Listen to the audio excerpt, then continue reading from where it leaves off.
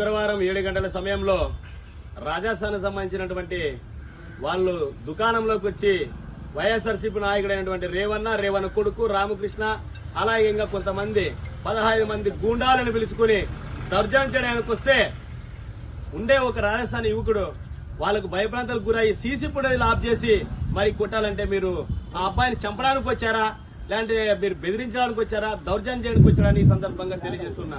ఇది సరైనది కాదు. మనం ప్రజాస్వామ్యంలో ఉన్నాం. ప్రజలు జీవించే హక్కు ఎవరికైనా ఉంటుంది. వాళ్ళేం పాకిస్తాన్ ఉగ్రవాదులు కాదు కదా, వాళ్ళు భారతదేశ యువకులే కదా.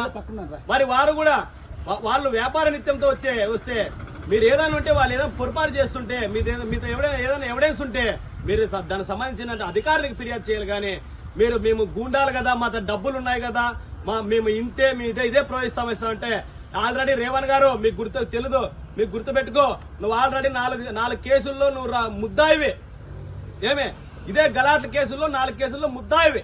నువ్వు ఇలా చేసుకుంటూ పోతే నీ పైన పోలీసు వారు కూడా ఇది 5వ కేసు అవుతుంది. అతని పైన పోలీసు వారు కూడా తగిన చర్యలు తీసుకుంటారని నమ్మకం ఉంది. డీఎస్పీ గారి పైన అపారమైనటువంటి గౌరవం నమ్మకం ఉంది.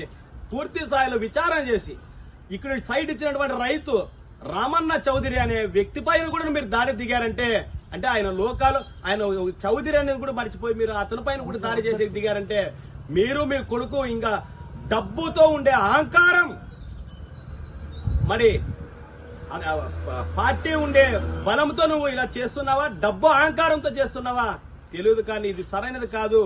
మా ఎస్టీలు రేటు ఎక్కువ వేసామని అడిగిన దానికే చిన్న వాదోపవాదాలు జరిగితే వాళ్ళ పైన రౌడీ షీట్ రూపం చేసినావు.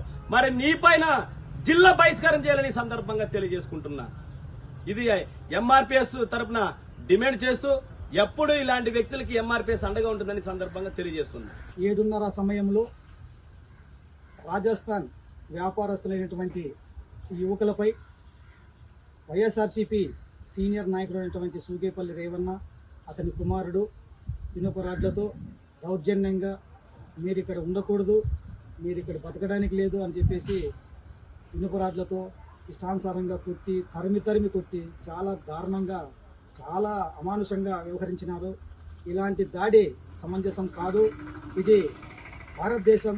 ఈ దేశంలో ఎవరైనా వాళ్ళు కూడా మన దేశస్తులే, వాళ్ళేమో పాకిస్తాన్లో లేకుంటే ఆస్ట్రేలియా వాళ్ళు జర్మనీ వాళ్ళు కాదు, వాళ్ళు కూడా మన దేశస్తులే. ఇక్కడ కూడా వాళ్ళు కూడా నిజాయితీగా బతుకుతున్నారు.